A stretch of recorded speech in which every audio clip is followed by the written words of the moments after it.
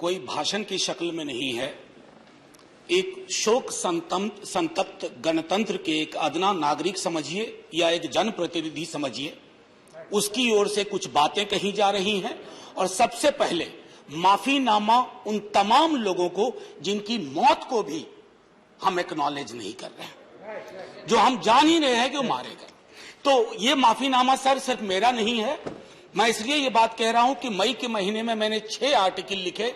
संसद चल नहीं रही थी, कहां अपनी शिकायत ले जाते, किससे कहते।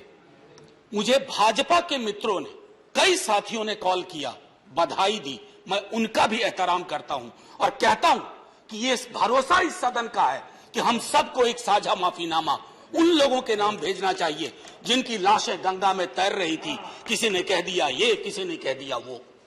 सर दूसरी चीज, मैंने कल सेक्रेटरी जनरल साहब से बात करने की कोशिश की, बाकी जगह भी।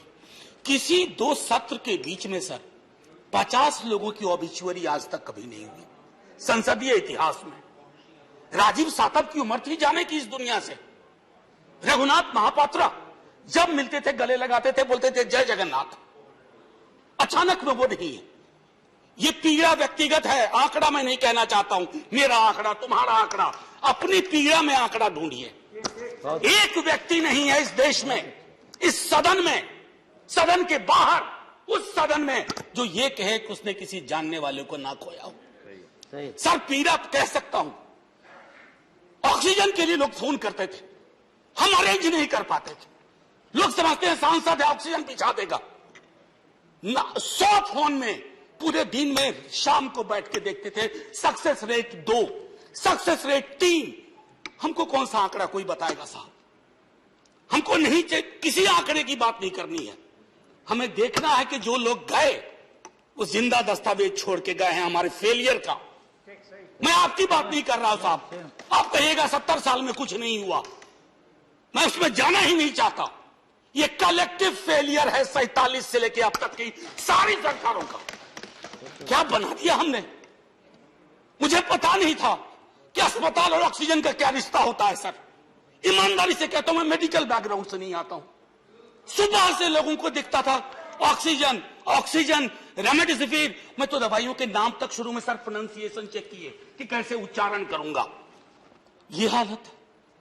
और तब हम आंकड़ों की बात कर रहे हैं, तब हम ये बात कर रहे हैं थैंक यू फलाना साहब, चिलाना साहब। सर मैं यहां से निकलता हूं, बहुत बड़ा विज्ञापन लगा हुआ है, मुफ्त वैक्सीन, मुफ्त राशन, मुफ्त इलाज। सर एक मिनट, मैंने किसी नहीं, please I don't want my time. मैं किसी दल की ओर से आज नहीं बोल रहा हूं। मैं दावे के साथ कहता हूं, मैं लाखों लोगों की ओर से बोल रहा हूं जो यहां बोलना चाहते हैं। अब मेरी बात सुनिए, आज शिकायत नहीं कर रहा हूं आपसे। ये वेलफेयर स्टेट है ना। एक साबुन की टिकिया अगर कोई गरीब गांव में खरीद रहा है ना सर, तो अडानी अंबानी के बराबर का करदाता है। आप उसको कह रहे हो मुफ्त वैक्सीन, मुफ्त इलाज, मुफ्त राशन। नहीं साहब, कुछ मुफ्त नहीं है, उसका स्टेट है। इस वेलफेयर स्टेट का कमिटमेंट है। उसको आप डिनाइग्रेट मत करिए, डेमोनाइज मत करिए, उसे बौना मत बनाइए। ये आग्रह है मेरा। सर मैं इससे पहले की कुछ और बातें कहूं, मेरे पास अभी वक्त है। सर इस कोरोना को मैं भी मानता हूं, मेरे पूर्व के वक्ता कुछ कह रहे थे, ये चैलेंज है हमारे लिए सर। बहुत बड़ी बड़ी बातें नए नए कानून की हो रही है। राइट टू हेल्थ की बात क्यों नहीं करते हम लोग? राइट टू हेल्थ, स्वास्थ्य का अधिकार, उसमें कोई किंतु परंतु लेकिन परंतु नहीं। सीधे तौर पे स्वास्थ्य का अधिकार constitutionally guaranteed. Right to life के साथ लिंक करिए। किसी अस्पताल की मजाल नहीं होगी कि वो उस खिलवाड़ कर पाए उस राइट टू लाइफ का। करना नहीं चाहते। राइट टू वर्क, उस पर काम करिए। पॉपुलेशन को लेकर के बहुत बातें हो रही हैं साहब। डेमोग्राफी को, डेमोग्राफर्स को छोड़ दीजिए, बड़ा संश्लिष्ट विज्ञान है, लेकिन ये हम कर सकते हैं इस सदन और उस सदन में। Right to life, right to work पर लेजिस्लेशन लाइए ताकि कोई आपदा आए। अभी तो हमारे लीडर ऑफ हाउस नहीं है, नए नए बने हैं। उनसे मैं कहता, जब वो रेल मंत्री थे, हॉस्पिटैलिटी सेक्टर के लोगों को निकाल दिया गया। इसी कोरोना काल में मैंने लगातार आवाज उठाई कोई सुनने वाला नहीं है सर, कोई नहीं सुन रहा। अगर आप सांसद की नहीं सुन रहे हैं तो जो छोटे अदना संविदा वाले नौकरी से निकाले गए उसकी कौन सुनेगा सर। एक और अद्भुत चीज हुई इसी कोरोना के दौरान, माननीय उपसभापति महोदय, जब हाहाकार मचा हुआ था हॉस्पिटल के लिए, आईसीयू बेड्स के लिए, दवाइयों के लिए, यह हाहाकार जब मचा हुआ था, उस दौर में सर कई चीजें हुई, जिसमें से एक जो महत्वपूर्ण चीज मैं जिसका जिक्र करूंगा, उस हाहाकार में सरकारें, मैं सिर्फ केंद्र को नहीं कह रहा हूं, कई राज्य सरकारें भी नदारत थी। वो 1.5 महीना कैसे बिताया है इस मुल्क ने। हमारे सदन के कोई लोग बड़े मुश्किल से बच के आए, मैं नाम नहीं लूंगा।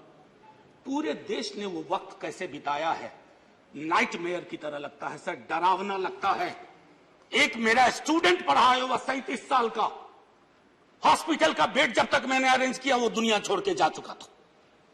मैं इसलिए बार बार इसको इसलिए ये कह रहा हूं कि इसमें व्यक्तिगत पीड़ा को ढूंढिए, तब हम इसका निदान ढूंढ पाएंगे। मेरी नाव तुम्हारी नाव, मेरा काल तुम्हारा काल, ये तो बहुत कुछ हुआ, इस भौकाल से आपको कुछ हासिल नहीं होगा। सर बस 1 मिनट और लूंगा, जो मैं कहना चाह रहा था। सर एक खत मैंने मृतात्माओं के नाम लिखा था, कुछ कर नहीं पा रहा था, बेबसी में एक खत लिखा, जो लोग इस दुनिया से चले गए। उसमें कुछ मैंने सलाह दी थी सर सरकार से, और ये जो उस बीच में कहा गया कि सरकारें फेल नहीं की, सिस्टम फेल कर गया। अरे साहब, ये सिस्टम क्या है? बचपन से सुनते थे कि सिस्टम के पीछे व्यक्ति होता है, सिस्टम के पीछे एक संरचना होती है। अगर वो सिस्टम फेल किया है, चाहे दिल्ली में या किसी गांव की गलियों में, तो वहां की सरकारें फेल गई। सिस्टम का नाम इसे मत दीजिए, क्योंकि यही वो सिस्टम बनाते हैं। धन्यवाद। और आप बस आखिरी टिप्पणी करने दीजिए। प्रोफेसर, धन्यवाद, आपको ज्यादा टाइम दे चुका हूं मैंने। सर बस 10 सेकंड लूंगा। आज जय हिंद बोलने में भी वो खुलूस नहीं आ रहा है जो आम दिनों में हुआ करता है। मैं सिर्फ इतना आपसे आपके माध्यम से कहना चाहता हूं, मैंने एक शिकायत नहीं की सर, किसी से नहीं। किससे शिकायत करेंगे? आहत हूं, जगाना चाहता हूं स्वयं को भी, आपको भी, क्योंकि अगर गंगा में तैरती लाशें, सर जिंदगी में डिग्निटी चाहिए, मौत में उससे बड़ी डिग्निटी चाहिए। हमने अनडिग्निफाइड डेथ को विटनेस किया है, और अगर हमने इसको दुरुस्त नहीं किया सर, आने वाली सदियां माफ नहीं करेगी। आप बड़े बड़े इश्तहार छपवाओ, अखबारों के 4 पन्ने रंग दो, फलाना थैंक यू सर, इतिहास को थैंक यू कहने का मौका मिलना चाहिए। धन्यवाद। जय हिंद साहब। अगर मेरी बात से फिर भी किसी को कष्ट पहुंचाओ, मैं उन्हीं लाखों लोगों की धन्यवाद। डेड